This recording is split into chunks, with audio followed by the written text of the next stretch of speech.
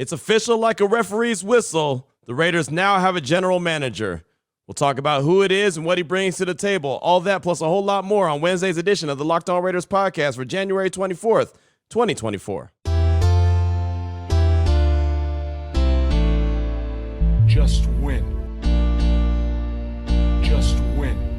Just win. Just win. The autumn wind is a raider, pillaging just for fun. He'll knock you round and upside down and laugh when he's conquered and won. And won.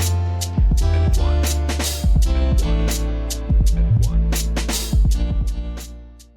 And welcome in, Raider Nation, to another edition of the Locked On Raiders podcast. Thank you so much for making the show your first listen of the day. Make sure you subscribe or follow for free on YouTube or wherever you get your podcast to get the latest edition of the show as soon as it becomes available. As always, if you're checking us out on YouTube, we definitely appreciate you. We appreciate my man, Ari. Ari does a great job each and every day making sure we're on YouTube, we're looking good, and we're sounding good. So shout out to him. Check him out on Twitter at Ari Produces. You can hit me up as well at your boy Q254. I got the Locked On Raider podcast voicemail line wide open like some old school TV antennas, 707-654-4693. And please believe plenty of feedback on Tuesday as we found out officially who the Raiders GM is going to be. Not Champ Kelly, not Ed Dodds, but one Tom Telesco. So clearly there's a lot of feedback about that coming up in segment number 3, plus the quarterback conversation we've been having here on the Locked On Raiders podcast. Speaking of the quarterback conversation, we'll continue that in segment number 2. We'll take a little different look, a little different angle, right? We'll kind of go into a deeper film study side of things. Ted Wynn from The Athletic was part of my radio show on Tuesday and does a great job doing film study. And he joined the show and talked about a few different quarterbacks, a few different styles, and even talked about Aidan O'Connell. So want you to hear just another angle of the quarterback conversation. Again, I want to be very transparent on this. I have my favorites. I have the guys that I'd like to see representing in the silver and black, but that doesn't mean that I'm exclusively stuck on those guys. I'm very willing and open to listening to others and hearing what they've got to say and the reasoning behind it. It's not one of those things, it's my way or the highway. It's just my preference. But again, I want to explore all options, as I think the Raiders need to do the same thing. So we'll do that coming up in segment number 2. Here in segment number 1, news and notes of the day. As we always do, and when it comes down to the news and notes of the day, you know, it's all about the GM and the head coach. Now that they're both in place, and Tom Telesco as the general manager and Antonio Pierce as the head coach. Before we get into any of that, though, I do want to tell you about the title sponsor of today's show, which is PrizePicks. It's the easiest and most exciting way to play daily fantasy sports. Go to prizepicks.com/LockedOnNFL. Use code all lowercase LockedOnNFL for a first deposit match up to $100. So finally, owner Mark Davis, President Sandra Douglas Morgan, board member Larry Delson, Senior Vice President, Director of Football Administration Tom Delaney, advisor Ken Herrick, and former player Richard Seymour have come to an agreement on who they want for the powers to be, the general manager and the head coach. Of course, the head coach was announced on Friday as Antonio Pierce. That was something that Raider Nation was pretty excited about and fired up about. On Monday, we found out that Tom Telesco, formerly of the Chargers, was coming in for a second interview. Talked about it on Tuesday's show that it came down to a 3-headed monster where coming out of the weekend, it was a 2-headed monster between Dodds and Champ Kelly. And then all of a sudden, Tom Telesco was thrown back into the mix. It became official on Tuesday afternoon, as a matter of fact. Tom Telesco is the guy. The Raiders put out a piece saying Tom Telesco has been named general manager of the Raiders. He becomes the 5th general manager in franchise history. He enters his 29th year in the NFL after spending the last 11 seasons as the GM of the Chargers. During his time in San Diego and LA, he helped guide the team to 3 playoff appearances and 2 postseason victories. He's also drafted 6 players in the first round. They went on to be selected for a Pro Bowl with the team in Jason Verrett, Melvin Gordon, Joey Bosa, Derwin James Jr., Justin Herbert, and Rashawn Slater. And in 2022, Telesco constructed a roster that featured 8 former Pro Bowlers who were acquired by draft, trades, or free agency. It goes on to give a little bit more background on Telesco. Prior to joining the Chargers, he spent 15 seasons with the Colts, serving as the Vice President of Football Operations, Director of Player Personnel, Director of Pro Scouting, a Pro Scout, and an Area Scout. Telesco was involved in Colts draft that selected 4-time Pro Bowl running back Edgerrin James, 5-time Pro Bowler Reggie Wayne, 7-time Pro Bowler Dwight Freeney, and 4-time Pro Bowl quarterback Andrew Luck. During his time in Indy, the Colts played in 2 Super Bowls, won 8 division titles, and appeared in playoffs 12 times. He began his NFL career as a scouting assistant for the Panthers back in 95, where he served for 2 seasons before he became an area scout in 97. He also worked as a summer intern for the Buffalo Bills from 91 to 94. I remember those years. I was in high school. So Tom Telesco was already working in the NFL, and your boy was still in high school. But I say that all, and I went through that whole the press release just to let you know and give you a little bit of background on Telesco, because most people really just remember him as the Chargers GM, and most people remember the Chargers failures. Most people remember the Chargers giving up 63 points to the Raiders, and then both Tom Telesco and Brandon Staley, the head coach, getting fired. Most people remember Anthony Lynn. Most people remember Ken Wisenhunt, right? Most people remember the failures of the Chargers and think, I don't know about this Tom Telesco guy. But he is responsible for a lot of the talent that has been brought into the Chargers organization. The problem with the Chargers is they haven't been able to put it together. He's not done a very good job hiring head coaches, which is a good thing that Antonio Pierce is already in place. So it's funny. We talked about a lot on the podcast that the Raiders were going to hire the GM, then he was going to hire the head coach and then move from there. Well, with Tom Telesco and his history of hiring coaches, maybe it's a good thing that the Raiders went out of order. Maybe it's a good thing that they went and hired the head coach first and then brought Telesco in just to go ahead and be the guy that does the talent evaluating, right? Figures out the free agents, figures out who they're going to try to go get by way of trade, and, of course, most importantly, the draft. And, I mean, if you go back and look at the history of all his draft classes, it's a lot of top-heavy, right? The first couple rounds, he's done really well. Like in the third round, he picked up Keenan Allen. Obviously, that worked out really well. Outside of that, he's had a little bit of success later in the draft, not a whole lot. So clearly in the first round where the Raiders haven't had success, Tom Telesco has. Now you can look at his latest pick in Quinton Johnson, who's actually a friend of mine, a guy who went to Temple High. I covered him at Temple High back in Temple, Texas. It didn't work out, and I think that Quinton Johnson still has an opportunity to be really good. He selected him number 17 overall to be that weapon for Justin Herbert, that big-time threat, and he's just had an opportunity to make plays, and he hasn't made the plays because I feel like he's lost a lot of confidence. Putting a couple balls on the ground, that'll cause that to happen. So we'll see at some point if he breaks out of that or if that just happens to be who he is. But I think that the idea behind the drafting of him was really a good one because, again, the big playability is what the Chargers were looking for. If you look at the dynamic of the wide receivers between Keenan Allen, Mike Williams, all of a sudden you add a Quinton Johnson. He doesn't have to be wide receiver one. He's just got to be able to make big plays at opportunities, stretch the field and go make that play like he did at TCU or even going back to high school. Problem is, guys got injured, like they always get injured with the Chargers, and all of a sudden Quinton Johnson was like, well, they got to make him the number one wide receiver, and obviously that was too much for him to handle. It's unfortunate. He's a good kid. I hope that he figures it out. Just hope he doesn't figure it out against the Raiders because that's not what you want because he can be a really good player. But with all that being said, GMs are going to miss, and GMs are going to hit. And, Tom Telesco, at least in the first round, has hit more times than he hasn't. So that's something to be pretty confident about. And, the thing is, what it boils down to, and as I read that press release, it all comes down to the experience.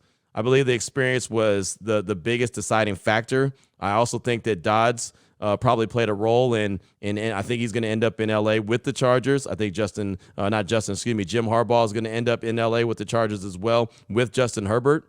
But I think that Dodds is going to end up going with him. And I'm pretty sure that Dodds didn't want to hold on to Champ Kelly, right? From everything that I understood, Dodds wasn't a big fan of Champ Kelly, right? And there was a divide in the room. Some wanted Dodds, some wanted to do with Champ Kelly. And I just don't think that Dodds wanted to roll that way. So I think that he kind of just said, yeah, well, I'll go ahead and wait. And then when things kind of heated up with the Chargers and Jim Harbaugh, he probably said, hey, look, I'm good.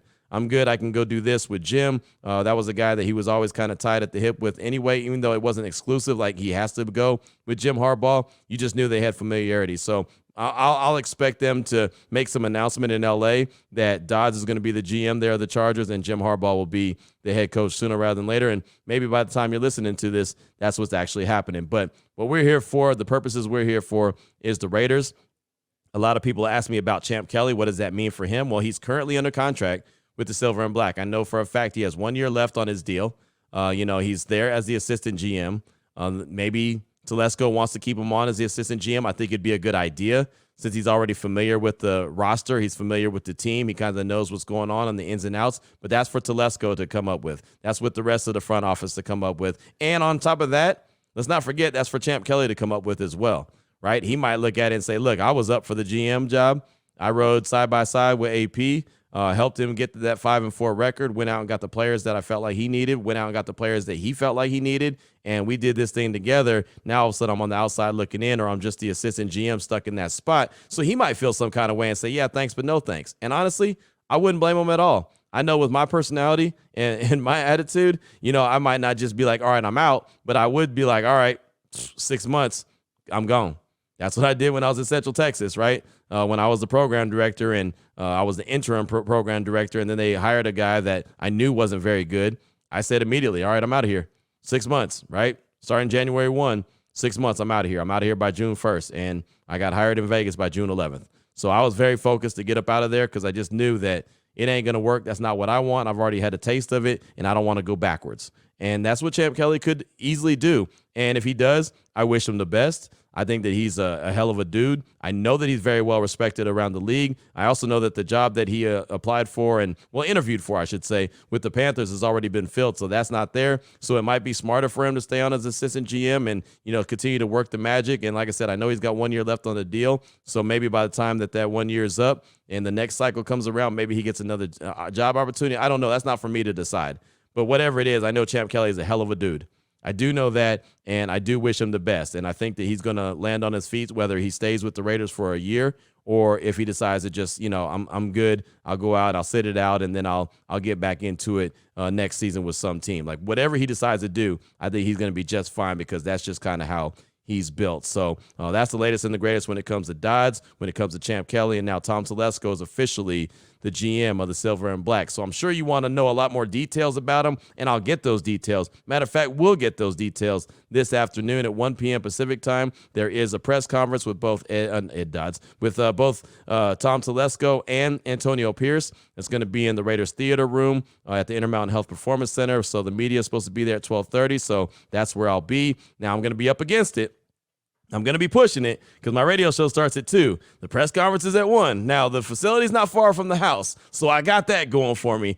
But I'm going to be pushing it, right? I don't think it's right that I'm not there for the presser. I wasn't there for the last one when Ziegler and McDaniels was present because it started at 2, and obviously I wasn't going to be able to squeeze that one in. But given a little bit of wiggle room, I think I could pull it out, so we'll try. But I want to be able to get as many answers and bring as much information back to the podcast and load you up with all the information you need to know when it comes to Tom Telesco, when it comes to Antonio Pierce, when it comes to the direction that the team is moving forward. But official like a referee's whistle, and we'll find out. Like I said, the press conference will be at 1 o'clock this afternoon at the Intermountain Health Performance Center inside the Raiders Theater Room. And, of course, you can hear that on Raider Nation Radio 920 live. That'll be during the JT the Brick Show. And, of course, Raiders.com, they always put it out on their website as well. So they'll be streaming it live where you can actually see the video. Coming up in segment number 2, going to switch our conversation back to the quarterback conversation. That's something that is a hot and heavy conversation around here and amongst Raider Nation in general, right? And so we're going to take another look at it. We're going to take another angle from a film study side of things with Ted Wynn from The Athletic. Does a great job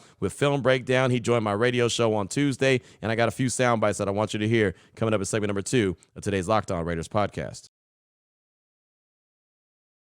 Before we get to that, though, I do want to tell you about the title sponsor of the show, which is PrizePicks.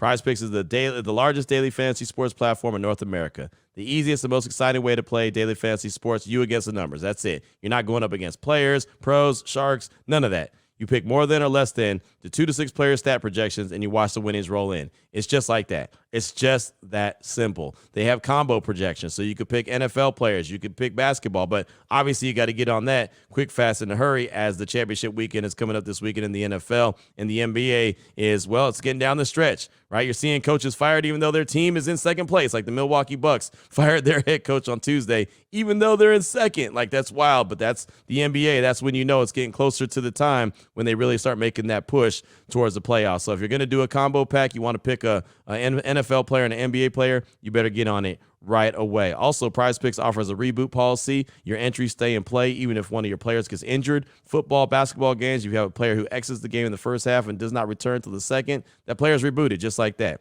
PrizePicks is the only daily fantasy sports platform with injury insurance policy. Right now, all you got to do is check it out. Go to prizepicks.com/LockedOnNFL. Use promo code LockedOnNFL for a first deposit match up to $100. Again, prizepicks.com/LockedOnNFL. Promo code LockedOnNFL for a first deposit match up to $100. PrizePicks, daily fantasy sports made easy.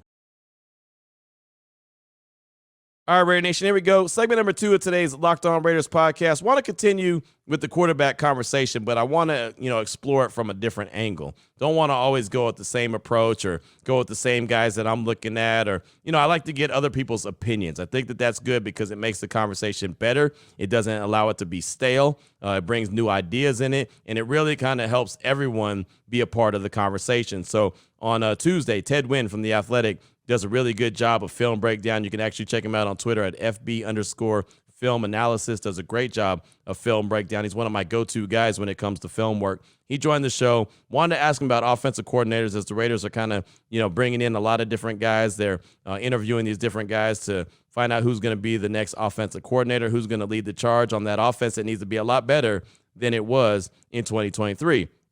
So obviously the quarterback position is a lot of the conversation. But in this that you'll hear, I bring up Aidan O'Connell, talk about the Raiders offense, talk about quarterbacks with mobility, and even bring up Justin Fields. And I think that you'll enjoy what Ted has to say in all those different subjects. So let's go ahead and jump right into it. Off top, I asked Ted about the Raiders offense, what he saw the last 9 games, because that's what really matters, right? The first 8 weeks, while Josh McDaniels was still the head coach, we know what it was. It was 3-5, and it was very underwhelming.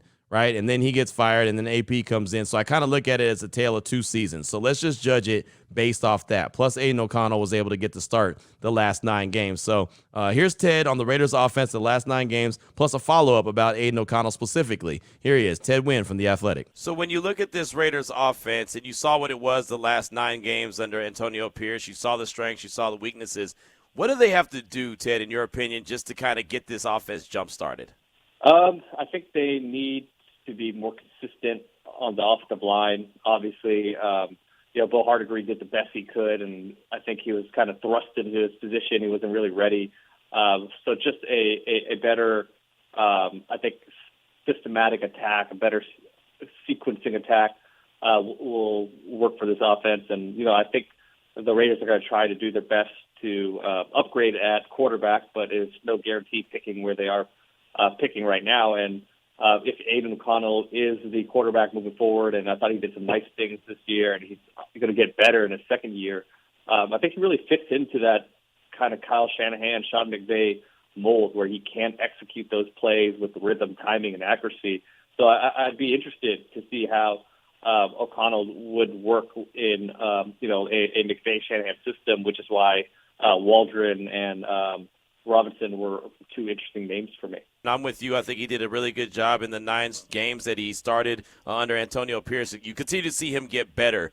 What kind of system? I mean, I know you mentioned Zach Robinson of the Rams, but what kind of system do you think needs to be built around Aidan O'Connell for him to thrive as a franchise quarterback? Yeah, I think that outside zone, kind of modern West Coast Shanahan McVay system would really fit his skills very well. I mean, I think he can be a Kirk Cousins type of quarterback. He's not going to be, he's not that mobile. He's not going to make guys miss and extend plays, but I think he's a very accurate passer. I think his accuracy is almost elite. When he has a clean pocket, he makes some very, very tough throws into tight windows. He doesn't have the strongest arm, but it's not weak at the same time. And I think you saw a strong foundation as far as football IQ that you can build off of. And, to me, maybe he'll never be an elite guy, but if you build the right team around him, I think, he can be a productive quarterback. So there you go. There's Ted Wynn from The Athletic. And, I think he's had some really good things to say about Aidan O'Connell. And, especially because I've been talking a lot about mobility, and we all know that Aidan O'Connell's not a very mobile guy. And let me say this before we go on, because people get this twisted and get it misconstrued, and I don't want that to happen. I have nothing against Aidan O'Connell. Like, just because I think that the Raiders could upgrade and they can do better doesn't mean I don't like somebody, right? If I don't like a guy because of him and who he is, or I think he stinks as a player, I'll come out and say, I don't like that guy. I think he stinks as a player. That's what I'll say. That is not the case when it comes to Aidan O'Connell. I want to say that as slow as possible so everyone understands, because I get hit up so many times with people saying, I don't know why you're hating on Aidan O'Connell. Why don't you like him? It's not that I don't like him. I think he's good. I think he did some good things. You heard Ted right there talk about some good things that he did. He's inconsistent. He was inconsistent in college. That was one of the knocks on him coming out of Purdue. And personally, just for my money, I think he's a backup quarterback. But that's okay. There were 60-something quarterbacks that played in 2023. There's 32 teams. You know what that means? Multiple quarterbacks played for just about every team in the league. Now, not every team, but some teams had like 3 or 4 quarterbacks. Some had 5 quarterbacks play in 2023. A backup quarterback is not bad. And the good thing about Aidan O'Connell, he's shown that he can win a game. He can win multiple games, right? I mean, he led the charge the last 9 games of the season under AP and went 5-4. And he got better. So, just like you heard Ted say, the situation has to be perfect. Like, it's got to be built around him. Now, I was intrigued. I'm not going to lie. I was intrigued by the scheme and the system that Ted said, yeah, if you put this around Aidan O'Connell, he'll probably thrive and be really good. The Sean McVay and Kyle Shanahan scheme, that would be awesome. If you can imagine a Kyle Shanahan-led offense with the Raiders or a Sean McVay-led offense with the Raiders, I'm good with that. And Ted thinks that Aidan O'Connell's a really good fit for that. That's very encouraging, right? That's very encouraging. But at the same time, we know that the mobility is still a lack of mobility. Again, not talking about a runner, not talking about a 1,000-yard guy, not necessarily talking about a guy that can be willing and able when need be. As a matter of fact, that was the next thing I asked and talked to Ted about was quarterbacks with mobility. I explained myself and get Ted's thoughts as well. Here's Ted DeWin from the Athletic talking all things quarterbacks with mobility. One of the things that I've been talking about quite a bit is mobility, and I'd like to see a quarterback with mobility. Not necessarily 1,000 yards for Justin Fields or Lamar Jackson, but just a guy that's willing and able, right, to get out of there, pick up a first down here and there. How important do you think that is in this day and age of football? Oh, it's extremely important. I mean, you look at the top quarterbacks in the AFC, and they're guys that could extend plays and create those second reaction type of plays. If you don't have those guys, you need to have a perfect system around them. And, I mean, this weekend is a perfect example of that. You look at Patrick Mahomes and Josh Allen or Lamar Jackson, and, the offenses around those guys aren't perfect. They don't have amazing offensive lines. This year, the Chiefs' tackles are really bad, and the Ravens are rotating. They're rotating tackles, so it's not an ideal offensive line. But they find ways to win games because they extend plays, they create plays on their own. And then you look at the NFC side, and you have Brock Purdy and Jared Goff, who are playing very well overall, but they have all-star casts around them and elite play callers. So when you don't have that guy that can create for himself, you need to build a very, very strong foundation around them. And it's just 2 different approaches. Obviously, it's easier when you have that guy because on years where you don't have an all-star cast around him, like what the Chiefs have right now, that guy can still elevate your offense. So there's Ted right there, and you heard what he said, like how critical it is. It's so important to have the mobility, to have the ability and the willingness to do that. Because if everything is not perfect, if the offensive line is not perfect, if the weapons around you are not perfect, if the scheme is not perfect, you've got to be able to have a guy that also can create, that can make some things happen when things break down. And that, when I look at the Raiders and I look at offensive line is not perfect. We know that, right? The weapons, they have weapons there, obviously, with Devontae Adams, Jacoby Myers, Michael Mayer, the running backs, Zamir White, hopefully Josh Jacobs comes back, right? The weapons are there. But is it enough with the scheme and whoever the offensive play caller is going to be, is it enough to be able to say, all right, this guy could just sit back in the pocket. They're going to protect the hell out of him. He's going to be able to pinpoint it around the yard. Like, that's the big question. And that's why I look at Aidan O'Connell and say, yeah, I think the Raiders need to upgrade. Again, it's not a shot at him. Not saying that he did anything bad. He just is who he is, right? I think that things are instinction, like it's instinctive or it's not. You either have those instincts or you don't. Right? It's just one of those things. And so that's all I'm really talking about. But you hear what Ted's talking about when it comes to mobility and how important he thinks it is in football in 2024. Final soundbite that I want you to hear from Ted Wynn from The Athletic, who was a guest on my radio show on Tuesday, Unnecessary Roughness, Raider Nation Radio 920, is about Justin Fields. And that's because it looks like Caleb Williams is probably going to be the number 1 overall pick. If I was Chicago, I'd pick him. So most likely they're going to trade Justin Fields. I'm not 100% sold on Justin Fields. Matter of fact, I'm not even like 75% sold on Justin Fields because I just don't know who he's going to be or what he's going to be. But he does have legs, but does he have an arm, right? I mean, you want him to be able to throw the ball around the yard. If you got guys like Devontae, Jacoby, Michael Mayer, you want a quarterback that's going to be able to hit him, there'd be nothing more frustrating to see Justin Fields throwing the ball to Devontae and overthrowing him or underthrowing him or bouncing the ball to him or throwing it behind him, or, you know what I mean? Like, you've got to have a guy that knows that's a dude out there. I can get that ball to that dude every time. 17 is going to get open. I'm going to hit him. So here's my question to Ted Wynn about, Justin Fields and him being a franchise quarterback and what he believes Fields can be. Here he is, Ted Wynn from The Athletic. Well, what would you think in general of Justin Fields? Like, he looks like Caleb Williams is probably going to end up being the draft pick by the Bears, number 1 overall. What do you think the ceiling for Justin Fields? Is this guy a franchise quarterback, or is he just kind of like a good quarterback? It's still unknown. I mean, obviously his ceiling's high because we've seen some of his peaks are very, very high. But, we've seen him play very bad, and we just haven't seen very consistent play from him. But I thought this year you see his progression as a passer. He's starting to get rid of the ball faster, checking down the ball. Obviously, still needs to anticipate things better, but there was improvement in that area. And I think if you build the right system around him, he can be a very productive quarterback. I mean, to me, the difference between Justin Fields and Jalen Hurts isn't that different. I mean, I watched a lot of Jalen Hurts this year, and there's a lot of things that he struggles with as a passer, moving past his first read. But the system in Philadelphia was very good when Shane Steichen was offense coordinator there. They have a very good option game, a very good RPO game. They have A.J. Brown, who they could throw to, and then you have Devontae Smith. There's so many things you have to worry about. And he's a different type of system quarterback. And I think Justin Fields can at least be that if you have the right offensive system and you have the right players around him. So there you go. I thought that was some really good breakdowns as far as it goes with Justin Fields and what Ted, thinks about him. And look, if the Raiders were to make a move, say they don't get the guy that they want at 13, right, or they can't move up in the draft, say Tom Telesco can't move up all the way to go get a Caleb or go get a Jaden Daniels, or some people like Drake May. I'm not huge on Drake May only because, he's working with Mac Brown. He was coached under Mac Brown, and he was a little inconsistent this last year. I know that he's been good. He's been really good, as a matter of fact. He'll be one of the top quarterbacks taken, but I kind of look at Mac Brown, and I've covered Mac Brown a long time when he was at the University of Texas, and I just really haven't believed in the big-time development from him, from the quarterbacks that he's, coached up to the next level. That's all. And so I know some people are like, why don't you talk about Drake May? I'm just not a big fan. Now, he might end up being the best one out of all of them,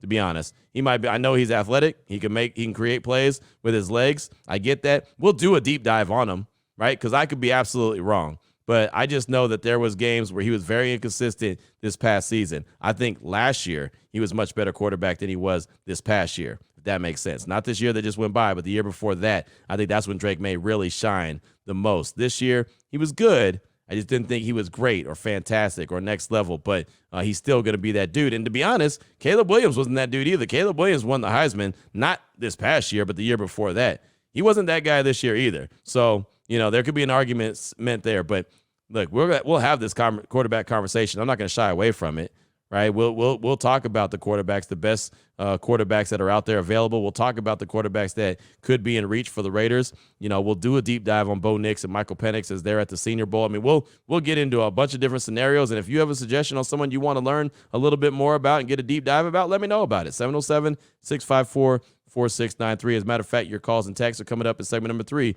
of today's Locked On Raiders podcast.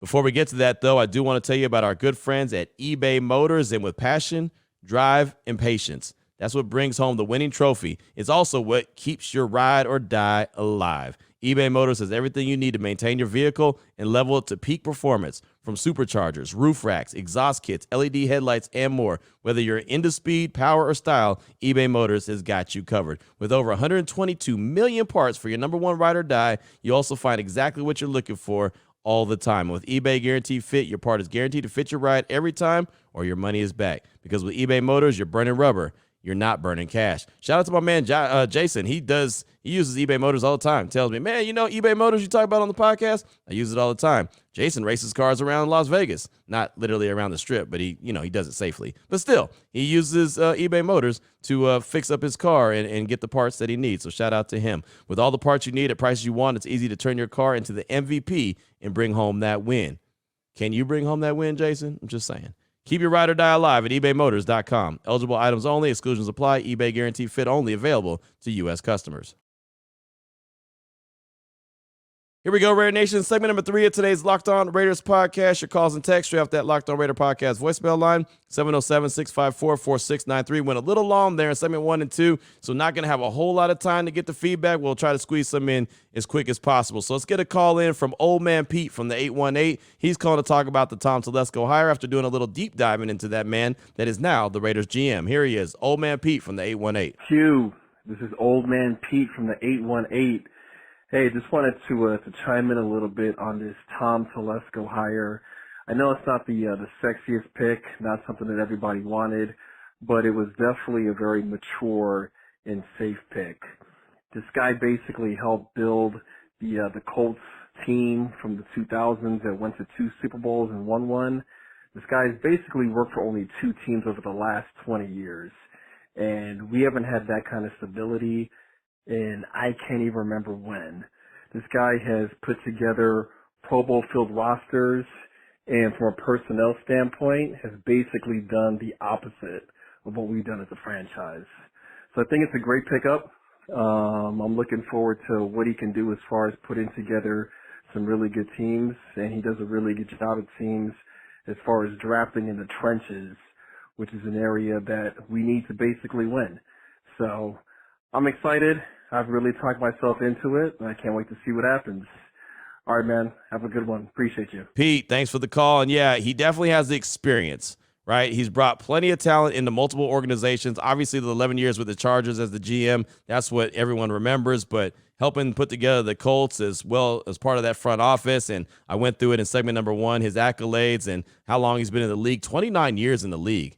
Just think about that. 29. That's pretty impressive. You know, you don't stick around the league, and I know he got fired with the Chargers, but you don't stick around the league that long if you ain't worth the salt. So, you know, he's definitely flawed, has work to do to prove who he is, but at least he's got that experience. And I think that was one of the big things with Mark Davis. Didn't want to have a first-time head coach and a first-time GM. Didn't want to pair those two together just because they've been there, done that, right? Reggie McKenzie, first-time GM. Mike Mayock, got him out of the TV booth, first-time GM. Dave Ziegler, first-time GM, right? You know, and it just that's just kind of what it is. So now all of a sudden to get, you know, the GM in as Tom Telesco, right? That's saying something right there. That's at least he's got some skins on the wall. He's been around for quite a while, right? He's been in the game for quite a while. So yeah, he's got his work cut out for him, but just think that he'll have an opportunity to succeed, or at least show how he can succeed. Thanks so much for the call. I do appreciate you. Up next, got a text from 208 Raiders. Says, what's going on, Q? Hope you enjoyed the head coach search as much as I have. Hopefully AP can get the right staff deployed on the offensive side of things and retain PG. On another note, why did you leave Drake May out in your mentions of possible options for the Raiders in this year's draft? You mentioned Williams, then skip right into Daniels and Penix. Why? May is better than Daniels or Penix, and it's not even close. Arguably even better than Williams now that I mention it. 208 Raider out. Nothing personal. It's just my preference. It's just that simple, right? I mean, you can have your preferences, just like you said that May is better than, you know, Daniels and Penix. Cool. I like Jaden Daniels. I like Jaden Daniels more than anybody, to be honest. I like the familiarity with Antonio Pierce. I think that's a big deal, you know, and I like his style, just like who he is. I like Michael Penix a lot. Watch a lot of Washington football. Love his arm. That's why I brought him up. I'm not going to like everybody, right? As far as, you know, my option. I mean, I can go through every quarterback that's in a draft, and that would be like, okay, that's not very genuine. That's just Q picking everybody so he's right. No, I'm just going to pick out a couple guys that I look at and think that, you know, they'd be a good fit with the team. That's all. Just my opinion. Again, it's never anything personal. Just like with Aidan O'Connell. It's nothing personal. It's just my preference. And you have your preference, and, you know, Joe Schmo from, you know, Schmoville is going to have his preference. Like, I mean, it just kind of is what it is. Like, everyone has their preference on everything. I like Nike. A lot of people like Reebok. Some people like Under Armour. Not too many. Well, yeah. You know what I'm saying? Like, it's just what it is. It's preferences. It's not that anything's wrong with any of it. It's just what I like. And since I'm the one doing the talking, it's my opinion. And that's why I bring up the guys that I bring up. But that's too many people take it personal and think that I have something against somebody. I don't. I have no agenda. I don't get paid enough money in life to have an agenda against anybody, right? I try to let it be known that, you know, the Raiders are fun to talk about. They're a fun team to cover. I'm glad in the opportunity that I have. I appreciate being able to talk on the podcast, on the radio station, on multiple radios. I love every opportunity I get, but none of it makes me or breaks me, right? None of it makes me or breaks me. It really doesn't. I don't lose sleep over the Raiders anymore. I don't. I just know that there's more important things in life. I just, went past the 4-year date of my son passing. And I promise you 4 years ago, if one thing really made things abundantly clear to me is that there's life outside of football. So nothing's ever personal. It's never personal. If it is personal, it's something that there's been some kind of harm brought to me or my family, and it's not going to happen. So it's never personal. Please don't take it that way. I try to throw as many disclaimers out there as possible, but it seems like it always kind of gets, skipped over and not heard. So thank you so much for the text. I do appreciate you. And, again, I'm not accusing you of me thinking it's personal, but I want to let it be so perfectly known and clear that there is no question. So thank you so much for the text. I definitely appreciate you. We'll close things out with a call from Big Drew in Houston. He's calling to talk about the hiring of Telesco, speaks on why he thinks a lot of Raider Nation isn't feeling the hire and because of where he's coming from. Here he is, Big Drew out of H-Town. Yo, what up, Q? This is Big Drew calling out of Houston. Real quick before anything, just want to mention, my condolences every time you bring up Kimani. September around week 2, and then January, it always just hits, man. Having a son, it's just a reminder for me to be grateful for my loved ones, and always also a reminder for me to pray for you. Always pray for you every time that you bring them up, because man, yeah, you're a very strong person and very inspiring. But yeah, getting into this new hiring, I feel like a lot of Raider fans aren't really feeling this move, and I think the biggest reason for it is because he's a former Charger, and I really believe it. Our new GM was coming from almost any other team aside from the Patriots, and a lot of Raider fans would support it and be behind this move. When you look at the roster that the Chargers have had over the years, it's been a pretty solid, strong roster, and I think most NFL fans and most people around the NFL would agree. The only thing that when it comes to the Chargers, they always get hit with the injury bug or something always comes up, and the Chargers always Charger. That's always the case. That happens, but they always have a strong draft class, or they've had a pretty solid draft class over the years, and even the free agents that they picked up. Anyway, I like this move. I really do, and it just reminds me of the grocery line that you always refer to about the GM bringing in the groceries and the coach being the chef, and if you can't cook, then those groceries aren't going to be worth the salt. And Brandon Staley wasn't a great coach. That's obvious. I mean, he's not coaching anymore. He couldn't get it done.